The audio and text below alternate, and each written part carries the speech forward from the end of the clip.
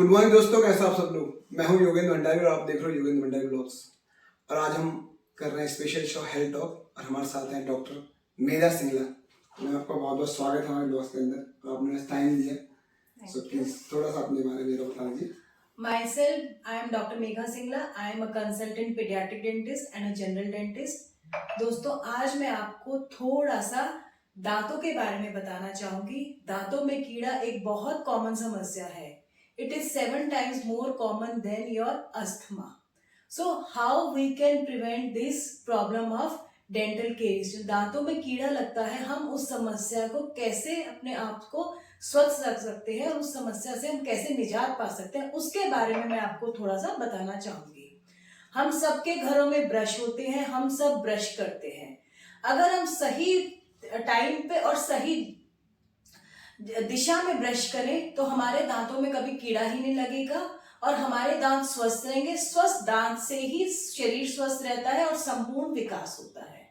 तो दांतों को स्वस्थ रखने के लिए एक तरीका क्या है कि हम प्रॉपर ब्रश करें, दूसरा होता है कि हम डेंटल फ्लॉस करें और तीसरा होता है कि अगर हमारे दांतों के बीच में गैप आ गया है या दांतों के बीच में मसूड़ा थोड़ा नीचे चला गया है तो हम उसमें ये हमारे पास आता है एक इंटरडेंटल ब्रश, उससे भी कर सकते हैं। अगर हमारे दांतों में खाना ही नहीं फंसेगा, दांत हमारे साफ रहेंगे, हम 2 बार ब्रश करेंगे तो कीड़ा नहीं लगेगा, तो दांत हमारा ठीक रहेगा। देखिए, ब्रशिंग हमें किस तरीके से ब्रश करना चाहिए कि जिससे हमारे दांतों में कीड़ा ही ना लगे। आमतौर पे मरीज आते हैं, जी हम 2 बार ब्रश करते, 3 बार ब्रश करते, फिर भी हमें कीड़ा लग जाता है, हमारे दांत खराब हो जाते हैं। तो इसका मतलब क्या है कि वो दांतों में ब्रश अच्छे से सही टेक्निक से नहीं कर पा रहे। दांतों में ब्रश करने की बहुत सारी टेक्निक होती है, पर दो मोस्ट कॉमन टेक्निक है, बच्चों में अलग होती है और एडल्ट्स में, बड़ों में अलग होती है। तो बड़ों में जिस टेक्निक का नाम है, जो टेक्निक होती है उसका नाम है बास मेथड। तो आइए हम पहले बताते हैं कि बास मेथड है क्या, उसमें हम कैसे ब्रश कर सकते हैं। पहले ब्रश करने का तरीका बताने से पहले मैं बताना चाहूंगी कि आपको ब्रश अपना जिससे आप अपने दांत साफ करते हैं उसका चयन करने में, उसका जब आप चूज करते हैं मार्केट में तो कौन सा लेना चाहिए आपको। आमतौर पे मरीज हमारे पास आते हैं, वो पूछते हैं कि डॉक्टर साहब ब्रश और पेस्ट बता दीजिए जिससे हमारे दांत में कीड़ा ना लगे। तो ब्रश आप 3 तरह के आते हैं, हार्ड, मीडियम एंड सॉफ्ट। तो हम लोग आप लोगों को रिकमेंड करते हैं कि आप सॉफ्ट ब्रश यूज कीजिए। जो हार्ड ब्रश होगा वो आपके दांतों की जो सबसे ऊपरी लेयर होती है, परत होती है, उसका नाम इनेमल होता है, उसको वो खत्म कर देता है अगर हम ब्रश उससे करते हैं हार्ड से। तो soft brush is recommended. And the bristles, ये जो ब्रिसल्स होते हैं ये नायलॉन वाले ब्रिसल्स होते हैं, इन्हीं को हमें इस्तेमाल करना चाहिए, आइदर सिंगल टफ्टेड और मल्टी टफ्टेड। तो आइए अब बात करते हैं कि हमें ब्रश करना कैसे चाहिए बड़ों के लिए। सो बास method it is the most common method जिससे हम ब्रश कर सकते हैं। किस प्रकार से कर सकते हैं हम brush. We take the brush, हमने ब्रश को लिया and it is placed 45 degree angle, एक 45 डिग्री के एंगल पे हम रखते हैं उसको, जिससे थोड़ा सा मसूड़ा जिंजाइवा कवर होता है, मसूड़े को हम जिंजाइवा बोलते हैं, जिंजाइवा कवर हो और थोड़ा सा दांत कवर हो एट अ 45 डिग्री एंगल। हम उसको थोड़ा सा प्रेस करते हैं, प्रेस करके we give back and forth movement, back and forth movement हम देते हैं and we uses 10 to 15 strokes for the tooth and then we move to the another quadrant. At a time we can brush 3 teeth, 10 to 15 strokes for these 3 teeth. After that we move to another 3 teeth. See, this is the method. We take the brush and we place it at a 45 degree angle. A part of tooth structure and a gingiva is covered and then we press it gently, then back and forth and it is done.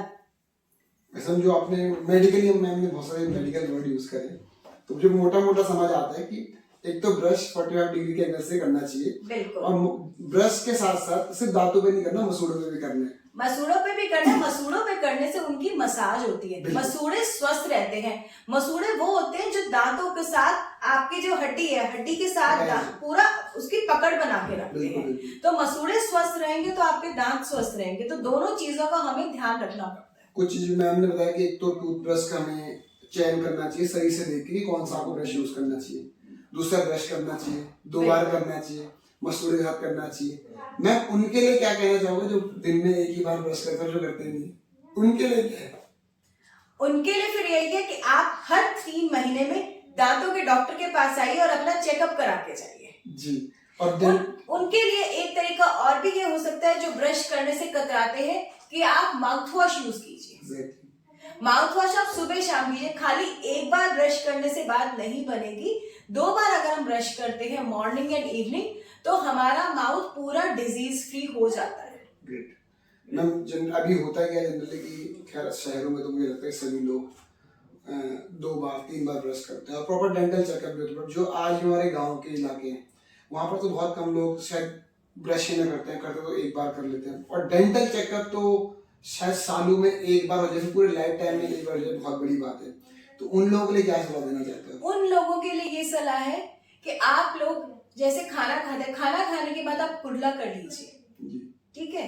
आप नमक, एक गुनगुने पानी में थोड़ा सा नमक डाल के, आधा चम्मच नमक मिला के कोसे पानी में अगर आप कुल्ला करते हैं, उससे भी काफी फर्क पड़ जाता है। जो हम एक आजकल बहुत कॉमन है कीड़ा लगना दांतों के अंदर, मतलब आम भाषा में यूज करना कीड़ा लगना, मेडिकली तो आप ज्यादा अच्छे से बता पाओगे एग्जैक्टली वो क्यों होता है, कैसे होता है, कब होता है, कब होना स्टार्ट होता है, कब हमें उसका ध्यान रखना चाहिए ताकि वो ना हो। दांतों में कीड़ा लगने का सबसे बड़ा कारण यही है कि दांतों के अंदर खाना फंसा रह जाता है। खाना निकालने के लिए ही ये ब्रश इस्तेमाल होता है, ना केवल ब्रश। अगर आप चाहते हैं कि पूरा हमारा माउथ डिजीज फ्री रहे, तो ना केवल ब्रश करें, डेंटल फ्लॉस करें। डेंटल फ्लॉस आजकल बहुत ज्यादा कॉमन हो गया है। डेंटल फ्लॉस है कि आम भाषा में कहें तो एक धागा है।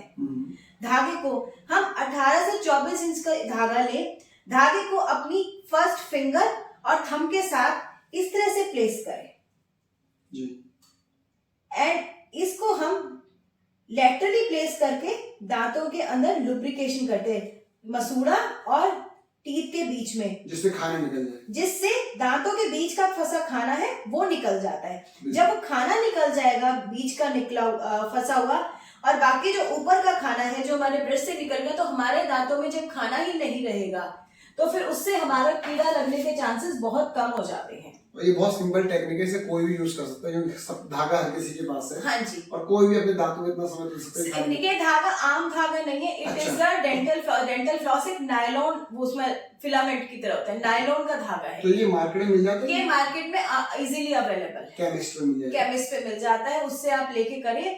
एक बार में 18 से 24 इंच का धागा लिया, थोड़ा सा लिया, 2 इंच के आराम, एक दांत हम धीरे धीरे करते गए, और 2 बार अगर आप इस्तेमाल करें तो बहुत अच्छी बात है। मैम, जो हमने बात करी कि दांतों में कीड़ा लगना, जो कालापन होते हैं, क्या वो किसी मेडिसिन से ठीक हो सकता है, फिर डेंटल डॉक्टर जाना जरूरी है उस चीज के लिए? उसके लिए जब आपको लगे कि हाँ मेरे दांत में काला काला दिखना शुरू हो गया है, तो उसके लिए आपको तुरंत अपने नियरेस्ट डेंटल डॉक्टर के पास जाना चाहिए। वो किसी मेडिकेशन से ठीक नहीं हो सकता? नहीं, मेडिकेशन से ठीक नहीं हो सकता। उसके लिए प्रॉपर प्रोसीजर होगा? प्रॉपर प्रोसीजर होता है, वो पूरा एग्जामिन करके फिर हम बताते हैं कि इसमें ये कीड़ा है, कीड़ा लग गया है, तो कीड़ा कितना लगा है, तो उसके हिसाब से हम फिलिंग कर देते हैं, रूट कैनाल कर देते हैं, जो डिफरेंट प्रोसीजर है। और अगर हम कीड़े रूट कैनाल से भी नहीं बात बनती है, तो हम उस दांत को फिर निकाल देते हैं। तो ये थी जो हमने आज बात करी थी ओरल हेल्थ के बारे में, कैसे ओरल हाइजीन को मेंटेन करना चाहिए, वो कितना इंपॉर्टेंट है हमारे लिए, ये हमें बताते हैं डॉक्टर मेघा सिन्हा। तो thank you so much ma'am, आपने हमें समय दिया आज के लिए। Thank you so much.